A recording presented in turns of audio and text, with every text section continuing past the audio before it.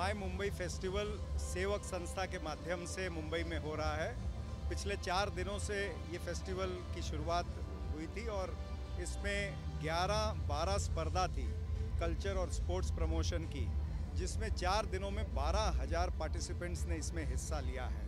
ये एक इनिशिएटिव है सेवक संस्था का, कल्चर और स्पोर्ट्स को प्रमोट करने का, नौजवानों को एक ऐसा प्लेटफॉर्म देने का कि जहां से वो राइज हो, उनके जो इनबिल्ट उनका टैलेंट है, इस टैलेंट हंट के माध्यम से उनके इनबिल्ट टैलेंट को एक्सप्लोर करके हम चाहते हैं कि वो केवल मुंबई ही नहीं बल्कि देश का नाम भी विश्व में जाकर रोशन करें।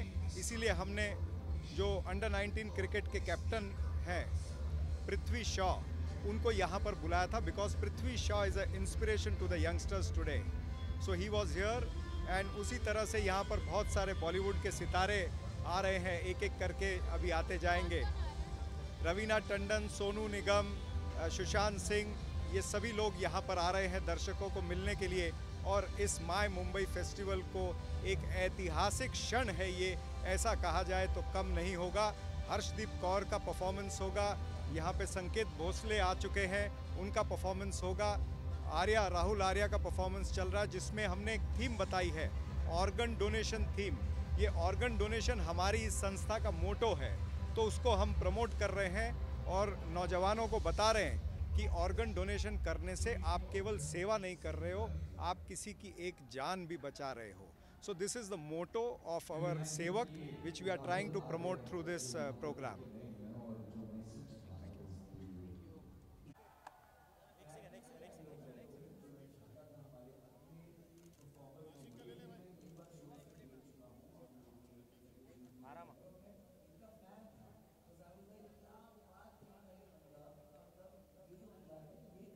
थैंक यू आशिक भैया।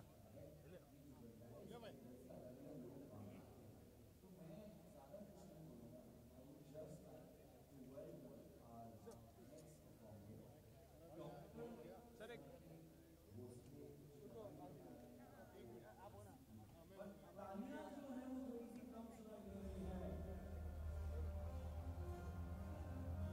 इसे मारना है।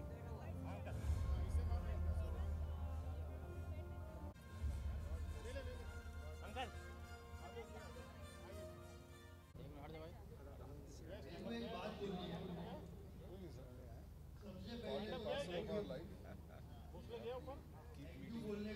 सर थोड़ा इससे ये ले लेंगे भाई।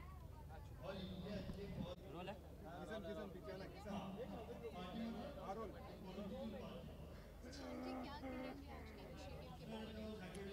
ये वेरी नाइस। देखिए मैं पहले भी यहाँ आया था, पहले दही हांडी के लिए आया था, कुछ 2 साल हो गए शायद उस बात को। 2 साल हो गए जी।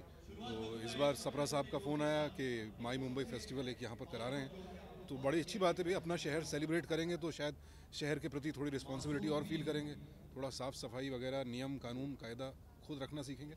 बट सेलिब्रेशन तो होना चाहिए ना, ज़िंदगी सेलिब्रेशन है। यहाँ पर सिंगर्स डांसर्स सारे आए हैं, उनके टैलेंट को सराहा जा रहा है। ये सब इनकी मोहब्बत है और यूथ को बढ़ावा देना तो बहुत ज़रूरी है भाई, क्योंकि हम तो पहुंच गए जहां पहुंचना था। अभी जो आगे बच्चे हैं उनको जहां पहुंचना है उसके लिए रास्ता दिखाना, प्लेटफॉर्म देना। जो सक्षम है, ये सक्षम है, प्लेटफॉर्म दे सकते हैं। इनके साथ ही पूरी टीम, सबको बधाई हो, बहुत अच्छा काम है। सर देखा जाए तो फिर अभी रिसेंटली कमलेश पांडे ने सुसाइड किया है, समय के बाद में वापस ये वाक्य हो गया है। आप ही के colleague Kamlesh Pandey crime patrol पे जो ये एक्टर देखा जाए तो क्या कहना चाहिए उसके बारे में? देखिए अभी ये बहुत दुखद खबरें हैं और पर जीवन का हिस्सा है ये। डिप्रेशन, अवसाद, ये सब चीज़ें हैं और इसीलिए अभी 20-21-22 को मैं सेंटा का जनरल सेक्रेटरी भी हूँ। हम लोग एक्टर्स के लिए काउंसलिंग सेशन भी 3 दिन के लिए रखा है, क्योंकि स्ट्रेस, हमारी जो लाइफ है बहुत इनसिक्योर लाइफ है।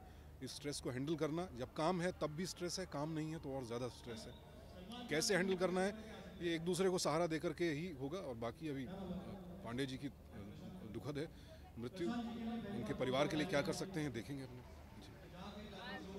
एक सवाल है, जिस तरह से हमारे देश में टेंशन चल रहा है इंडिया पाकिस्तान के ऊपर, राहत फतेह अली खान का जो गाना है, जो सॉन्ग है सोनाक्षी का जो आने वाली है, आपको लगता है बॉलीवुड को अभी स्टैंड लेना चाहिए, पाकिस्तान के साथ नहीं खेलना चाहिए?